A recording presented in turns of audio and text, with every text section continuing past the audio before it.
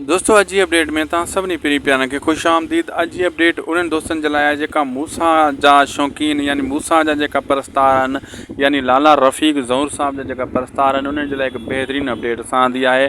उन परस्तारनि जे लाइ उन्हनि खे अर्ज़ु कंदुसि हिन वीडियो खे आख़िर ताईं ॾिसंदा।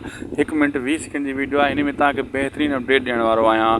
दोस्तों हर मरतबा काफ़ी दोस्तनि जा कमेंट घणा ईंदा आहिनि आज़म में ॻाल्हायूं लाला रफ़ीक जा, त बाबा इन्हनि जो ड्रामो स्टार्ट थिए। ऐं लाला रफ़ीक जी बि जेका परस्तार यानी जेका उनजी व्यूअरशिप आहे घणी आहे, ऐं काफ़ी अरसे खां को ख़ासि फिल्म या को ड्रामो उन जो न आहे आयो। हाणे तमामु जल्द हिकु ड्रामो लॉन्च थींदो जंहिंमें लाला रफ़ीक ज़हूर साहब ज़रूरु हूंदो। ऐं इहे जेका परस्तार इंतज़ार में आहिनि, उन्हनि जो इंतज़ारु तमामु जल्द ख़तमु थियण वारो आहे। जी हाँ दोस्तों, इहा हक़ीक़त आहे। लाला रफ़ीक ज़हूर साहब जो हिकु बहितरीनु ड्रामो तमामु जल्द लॉन्च थियण वारो आहे। फ़िलहालु न नालो न असां चैनल तव्हांखे ॿुधाए सघूं था, लेकिन एतिरी ख़बर तव्हांखे ॿुधाए सघूं था त तमामु जल्द इहो कमु थियण वारो आहे।